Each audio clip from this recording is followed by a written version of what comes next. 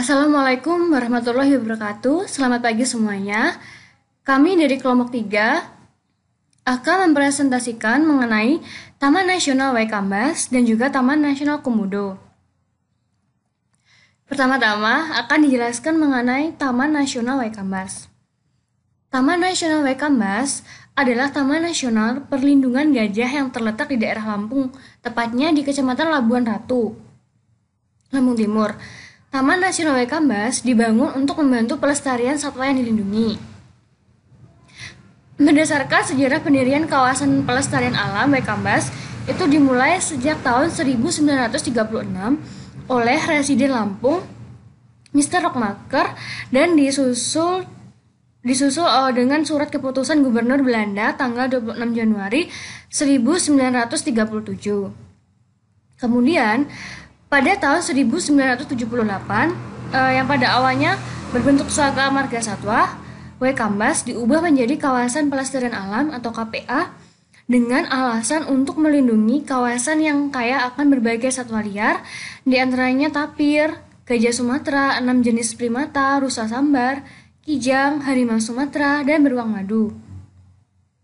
Selama sebagai kawasan Suaka Marga Satwa, telah mengalami kerusakan habitat cukup berat, yaitu ketika kawasan ini dibuka untuk hak pengusahaan hutan.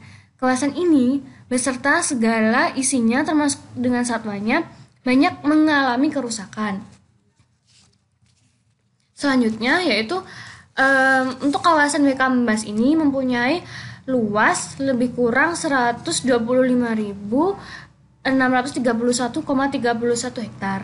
Untuk temperatur udaranya itu sekitar 28 derajat sampai 30 derajat Celcius. Untuk curah hujan yaitu 2.500 sampai dengan 3.000 mm per tahun.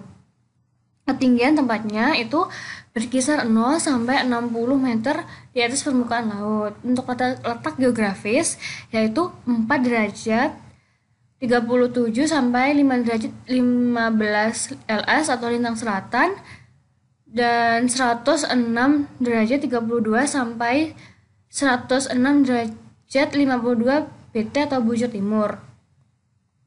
Dengan topografi datar sampai dengan landai, kawasan ini mempunyai 4 tipe ekosistem utama, yaitu ekosistem hutan hujan daratan rendah, kemudian ekosistem hutan rawa, ekosistem mangrove, ekosistem hutan pantai.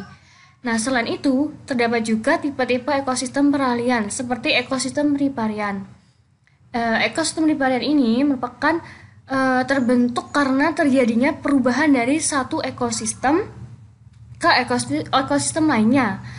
Contohnya yaitu formasi vegetasi dari daerah darat ke air. Nah, ciri utama dari keberadaan ekosistem tersebut ditandai dengan formasi vegetasinya.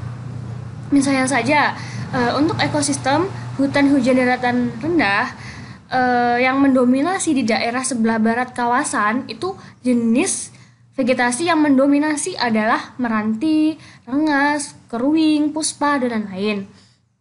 Kemudian untuk ekosistem riparian yang berada pada zona peralihan antara air dan darat, sehingga belum dikategorikan ke dalam ekosistem yang ada. Dan beberapa jenis yang biasa terdapat pada zona peralihan antara lain itu ada putat dan beberapa jenis tanaman merambat atau liana.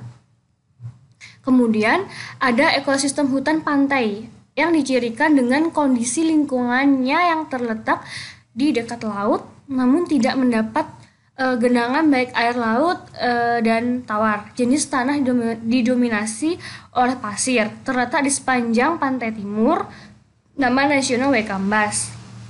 Nah, untuk salah satu ciri hutan pantai antara lain adanya tumbuhan ketapang, kemudian cemara laut. Selanjutnya, untuk ekosistem hutan mangrove atau payau itu terletak di sekitar pantai, di mana terdapat pergantian atau salinasi antara air asin dan air tawar secara teratur. Umumnya itu terletak di sepanjang pantai timur kawasan Taman Nasional Waikambas. Kemudian tadi ada ekosistem hutan rawa. Ekosistem hutan rawa itu menempati pada daerah sekitar sungai terutama terletak di wilayah timur kawasan ekosistem ini terbentuk karena adanya daerah atau wilayah yang tergenang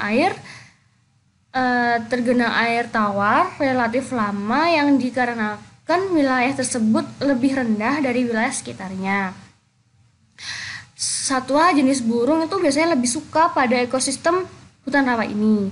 Jenis dominan untuk hutan rawa antara lain ada kantung semar, kemudian palmerah, pandan, dan ibung. Salah satu ciri utama vegetasi rawa itu mempunyai akar lutut dan juga tunggang.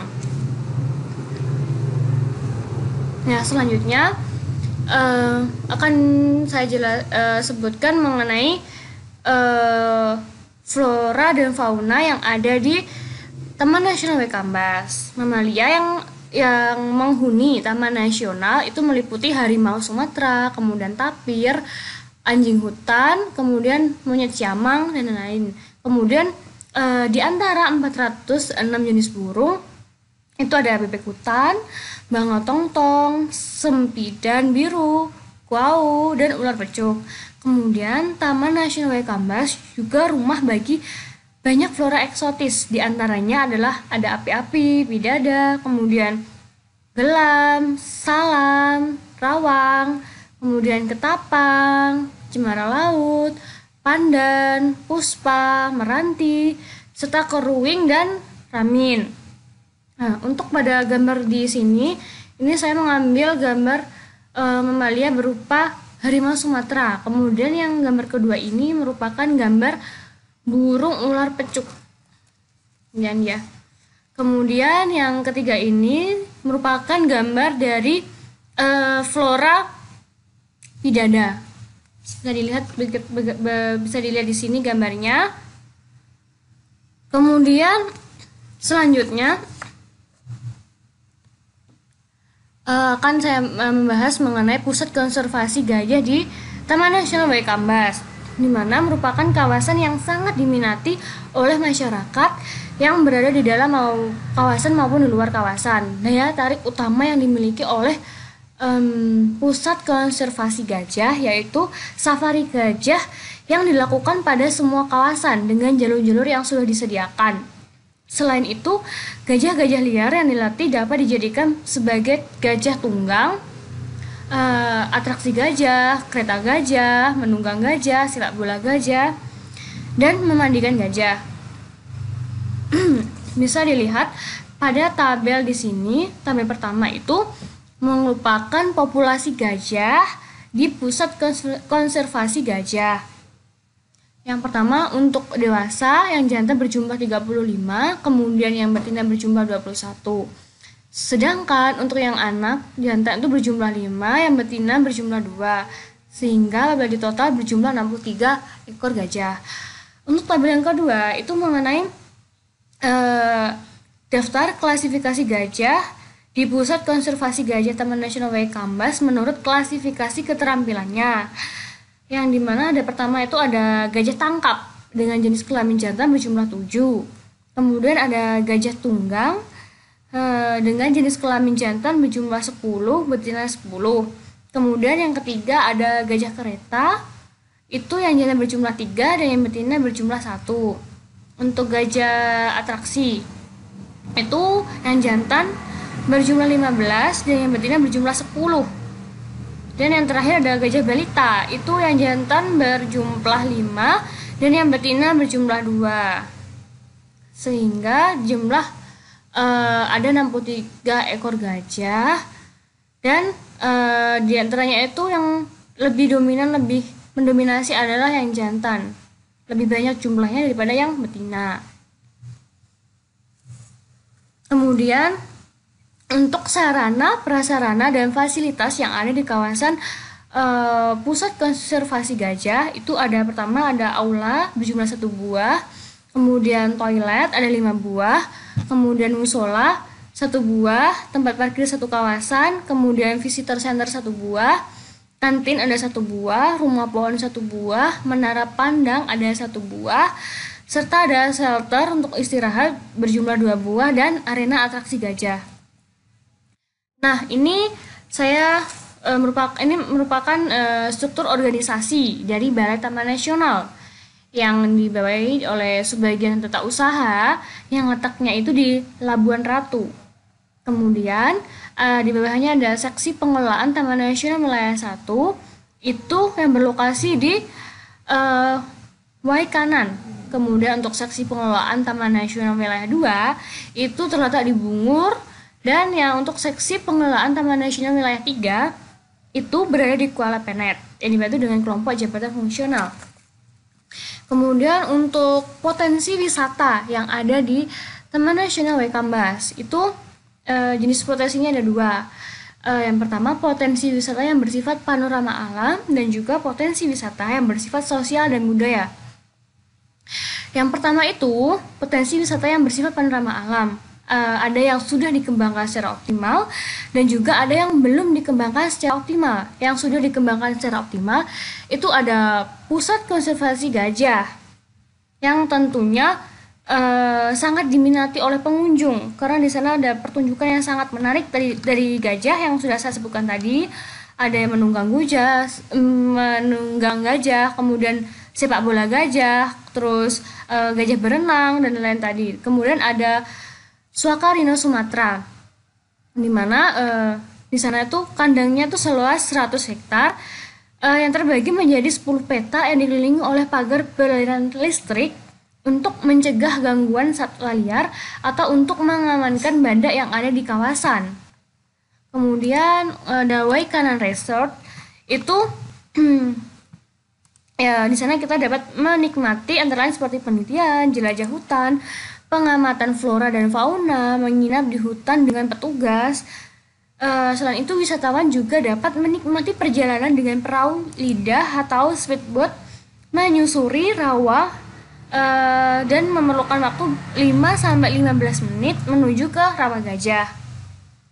Kegiatan wisata yang dilakukan itu yaitu mengamati satwa liar yang ada di alam.